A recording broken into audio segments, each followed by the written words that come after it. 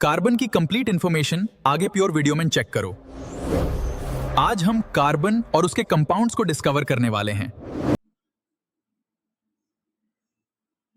Hello and नमस्कार everyone, कैसे हैं आप सब। मैं आपका होस्ट और दोस्त हेमंत पारिक। स्वागत है आपका एक और नई वीडियो के अंदर।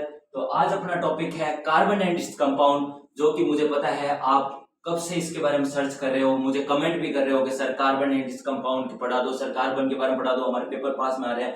तो आज अपन चालू करते हैं कार्बन एंड इट्स कंपाउंड, और पूरा मैं इसको 3-4 वीडियो के अंदर डिवाइड करके पढ़ाऊंगा, क्योंकि एक वीडियो के अंदर मैं पूरा एक्सप्लेन करके पढ़ाऊंगा। हर एक वीडियो के अंदर मैं ऐसे नहीं है कि एक वीडियो के अंदर 1-2 घंटे की क्लास बना दूं और पूरा एकदम नहीं, फिर आपके भी सेट नहीं बैठता, आप भी थक जाते हो। एक एक वीडियो को आराम आराम से देखिए और पूरा चैप्टर कंप्लीट कर लेते हैं और आपके पेपर के अंदर नंबर भी पूरे आएंगे।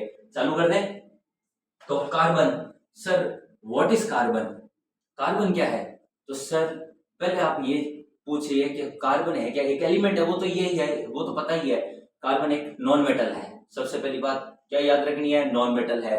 कार्बन की ये प्रॉपर्टी याद रखनी है। सर कार्बन अपन कहाँ मिलता है, तो अपन पढ़ते हैं किसके अंदर है, तो पीरियोडिक टेबल। एलिमेंट तो पीरियोडिक टेबल के अंदर ही पढ़ते हैं। पीरियोडिक टेबल के अंदर सर इसका कितना नंबर है, तो पीरियोडिक टेबल के अंदर इसका 6ठा नंबर है, मतलब एटॉमिक नंबर इसका कितना है, 6 है। The atomic number of carbon is 6।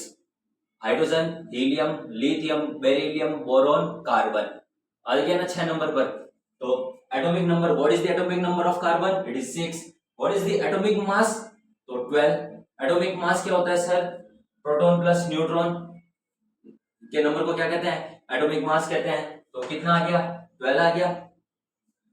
फिर आ जाती है sir what is the valency of carbon, तो कार्बन की वैलेंसी होती है 4। क्या होती है, 4, मतलब the valency of carbon is 4, or it is also called tetravalent.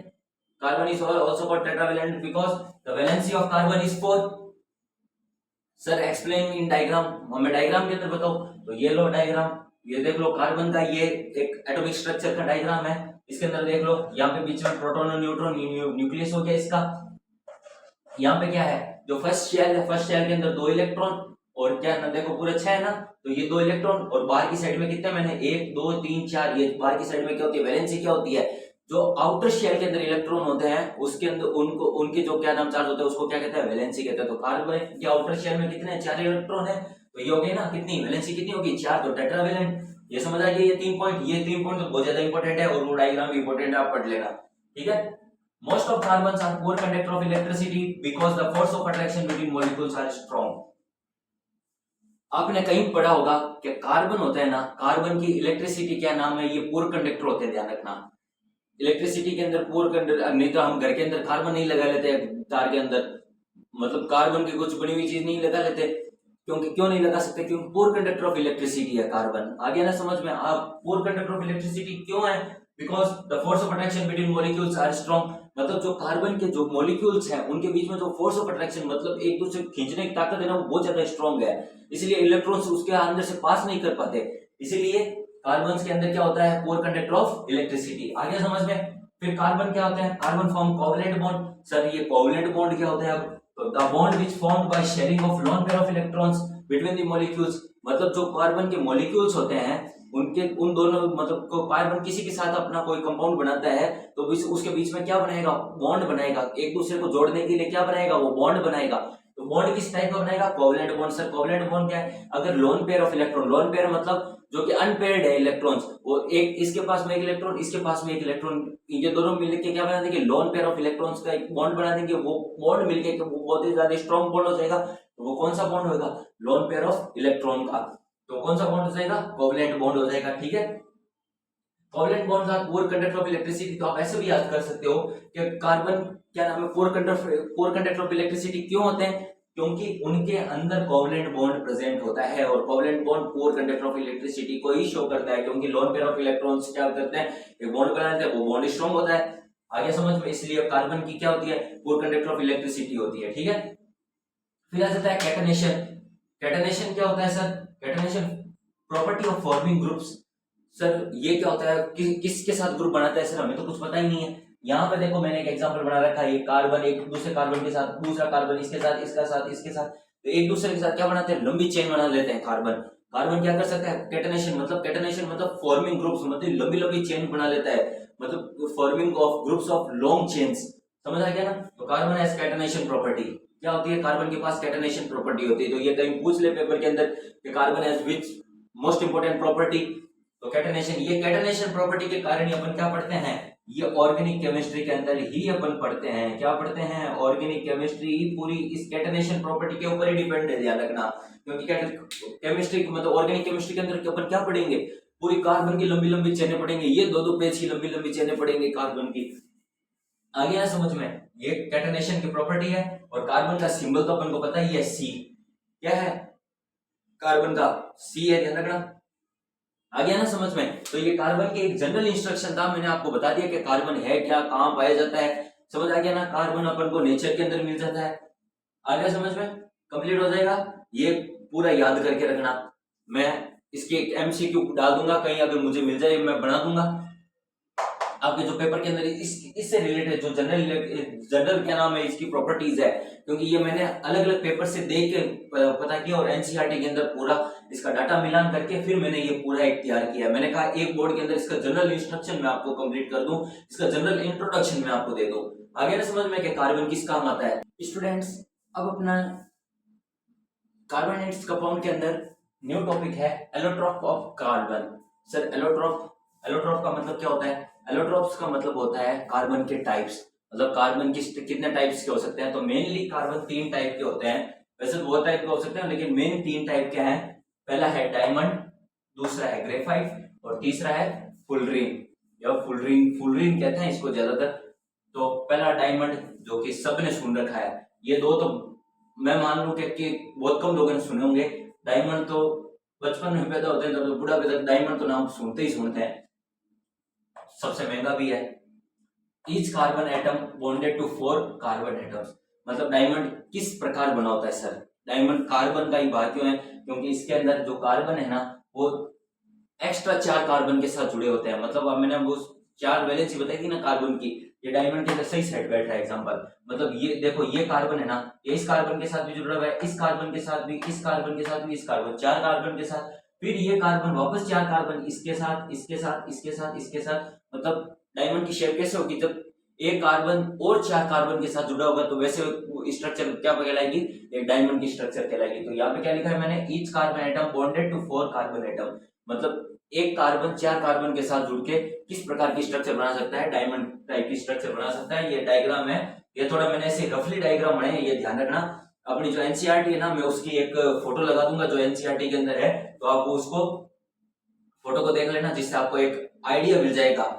ये तो मैंने एक रफ आइडिया के लिए बनाई है कि जिससे आपको एक एक्सप्लेनेशन मिल जाए कि डायमंड कैसा हो सकता है। 3D स्ट्रक्चर होती है, मतलब ऐसे पूरी दिख सकती है अपन को 3D स्ट्रक्चर। आपने 3D मूवीज कहीं देखी होगी, 3D नाम तो बहुत सुना होगा। ये 3D स्ट्रक्चर है, मतलब तीनों साइड से अपन को, चारों साइड से दिख सकता है। मतलब अभी मैं 3D स्ट्रक्चर के रूप में हूँ, मतलब आप देख मुझे 2D में दिख सकते हो लेकिन मैं 3D पीछे की साइड में, इस साइड में, इस साइड में, तो 3D स्ट्रक्चर हूँ मैं, आप भी 3D स्ट्रक्चर हो, सब चीज 3D स्ट्रक्चर है। किताबें भी 3D स्ट्रक्चर है, लेकिन 3D स्ट्रक्चर अपन देख के 2D स्ट्रक्चर के अंदर 3D देख नहीं सकते, पीछे का एक साथ में अपन देख नहीं सकते। 3D स्ट्रक्चर होगा हार्डेस्ट सब्सटेंस, जो पृथ्वी पर जो भी हार्डेस्ट सब्सटेंस है सबसे ज्यादा डायमंड है। हार्डेस्ट सब्सटेंस अगर कोई है तो वो सबसे ज्यादा कौन है, डायमंड है। डायमंड इतनी इजी से टूट नहीं सकता, ध्यान रखना। टूट सकता है लेकिन इतना इजी नहीं टूट सकता कि आप मैं सोचोगे ऐसे कोई अखरोट तोड़ देगा जो मुंह में लगे टूट भी, नहीं, यह हार्डेस्ट सब्सटेंस है। आ गया ना समझ में, डायमंड क्या है, डायमंड क्या है, एलोट्रॉप ऑफ कार्बन है, समझ आ गया। सेकंड आ जाता है allotrope of carbon, graphite. Graphite क्या होता है sir, carbon bonded with 3 carbon atoms. Diamond के अंदर 4 कार्बन के साथ, इसके अंदर 3 कार्बन एटम्स के साथ, मतलब एक कार्बन 3 कार्बन के साथ जुड़ा हुआ है। रफ डायग्राम बनाया है, कुछ समझ लेना आप। जैसे ये कार्बन है, इसको ये हो गया ना, एक ये इसके साथ 1 2 और 3, ये ध्यान रखना। ये देखो, ये 3 कार्बन के साथ, यहाँ पे पीछे एक साइड में कार्बन, यहाँ पे एक, ये मतलब 1 2 3 3 के साथ करके ऐसे स्ट्रक्चर बनाएगा। ये कार्बन देखो, एक इसके साथ, एक इसके साथ, एक इसके साथ, फिर ऐसे 3 मतलब इसके अंदर क्या करता है कार्बन, 3 के साथ स्ट्रक्चर बनाता है। इसीलिए क्या होता है, अब 4 इसकी वैलेंसी होगी तो ये इलेक्ट्रिसिटी कंडक्ट नहीं करेगा, कोवेलेंट बॉन्ड बना के मजबूत हो जाएगा ये। इसीलिए ग्रेफाइट क्या होता है, गुड कंडक्टर ऑफ इलेक्ट्रिसिटी होता है, क्योंकि ग्रेफाइट क्या कर सकता है, इलेक्ट्रिसिटी कंडक्ट कर सकता है। सर ग्रेफाइट हमें कहाँ मिलेगा, हमने तो देखा ही नहीं है। आप बचपन से लेकर अभी तक ग्रेफाइट देखते हो और डेली देखते हो। पूछो कैसे? आपकी जो पेंसिल की नीड होती है ना, जो पेंसिल के ऊपर काली काली नीड होती है, वो किसकी? ग्रेफाइट की बनी होती है। ये ध्यान रखना। कोई पूछ ले कि पेंसिल की नीड क्यों किसकी बनी होती है, तो ग्रेफाइट की बनी होती है। आगे समझ में? तो good conductor of electricity carbon, जो कार्बन के अंदर जो ग्रेफाइट है ये एक एक्सेप्शन है, ध्यान रखना। ग्रेफाइट का एक्सेप्शन है कार्बन का, क्योंकि ये नॉन मेटल होते हुए भी गुड कंडक्टर ऑफ इलेक्ट्रिसिटी है, क्योंकि इसके अंदर ये 3 कार्बन के साथ वैलेंसी शेयर करता है। मतलब एक वैलेंसी इसकी खाली रहती है, स्ट्रॉन्ग बॉन्ड नहीं बना पाएगा तो इलेक्ट्रिसिटी कंडक्ट करा देगा। तो कार्बन समझ आ गया ना, 3 वैलेंसी मतलब 3 कार्बन के साथ एटम बनाता है। एक ध्यान रखना, ये हेक्सागोनल एरे बनाता है। इसकी स्ट्रक्चर किस प्रकार की होती है? Hexagonal array. हेक्सागोनल मतलब 6 की स्ट्रक्चर, समझ आ गया ना। एक ऐसे गोल टाइप की स्ट्रक्चर बनेगा, उसको हेक्सागोनल एरे कहते हैं। स्मूथ एंड स्लिपरी होता है। ध्यान रखना, जो अपने ग्रेफाइट की नीडल होती है ना, जो पेंसिल की नीड होती है, वो ध्यान रखना उसके ऊपर थोड़े आप ग्रेफाइट के ऊपर हाथ लगाओगे ना तो ऐसे स्लिपरी स्लिपरी लगेगी। स्मूथ तो नहीं लगेगी ज्यादा, पर ऐसे स्लिपरी लगेगी, एकदम बढ़िया लगेगी। तो ग्रेफाइट क्या है? स्मूथ एंड स्लिपरी है, गुड कंडक्टर ऑफ इलेक्ट्रिसिटी है, नॉन मेटल होते हुए, अनलाइक नॉन मेटल। आगे ना समझ में? फिर आ जाता है थर्ड, फुलरिन। ये भी इंपॉर्टेंट एग्जांपल है, ये पेपर के अंदर बहुत पूछते हैं। इसका अनदर नेम क्या है फुलरिन का? C60। क्या नाम है फुलरिन का? C60। सर C60 क्यों? क्योंकि इसके अंदर 60 कार्बन एक साथ में ऐसे ग्रुप बना के रखते हैं, इसलिए इसको C60 कहते हैं। इसकी शेप कैसी होती है? फुटबॉल लाइक स्ट्रक्चर होती है। जैसे फुटबॉल के अंदर अपन देखते हैं ना, एक ब्लैक स्पॉट होता है, एक व्हाइट स्पॉट है, ऐसे ब्लैक करके पूरा क्या है गोल स्ट्रक्चर बना के रखते हैं। वैसे इसको समझ लो, ये ब्लैक स्पॉट, ये व्हाइट स्पॉट, ऐसे करके ये पूरा एकदम गोल स्ट्रक्चर है। ऐसे ऐसे पूरा चारों तरफ से ऐसे एकदम पूरा गोल स्ट्रक्चर है, समझ आ गया ना। ऐसे करके 60 कार्बन ऐसे पूरे एक दूसरे के साथ जुड़े होते हैं। इसको क्या कहते हैं? C60 कार्बन, मतलब C60 कहते हैं। Looks like geodesic dome. Geodesic डोम मतलब पूरा डोम मतलब क्या होता है? किसी चीज को कवर कर लेना, मतलब एक पूरी पृथ्वी को कवर करके, जैसे जियोडेसिक डोम की तरह इसका स्ट्रक्चर लगता है। किसका? फुलरिन का। समझ आ गया ना? फुलरिन का स्ट्रक्चर कैसा लगता है? जियोडेसिक डोम की तरह लगता है। अब सर ये फुलरिन की खोज भी तो किसी ने की होगी, तो बकमिस्टर फुलरिन ने की थी। किसने की थी? बकमिस्टर फुलरिन ने। किसने की थी? बकमिस्टर। फुलरिन की खोज किसने की थी, या फुलरिन की डिस्कवरी किसने की थी? तो बकमिस्टर फुलरिन ने। फुलरिन इनका पीछे का सरनेम था, उसको कार्बन ने क्या एलोट्रोप ऑफ कार्बन का नाम दे दिया। तो बकमिस्टर फुलरिन ने फुलरिन की खोज की थी। फुलरिन को C60 कहते हैं। इसकी स्ट्रक्चर फुटबॉल लाइक होती है। इसकी structure also called is geodesic dome. Geodesic dome भी कह सकते हैं अपन। तो एलोट्रोप ऑफ कार्बन समझ आ गया आपको? बहुत अच्छे। ओके।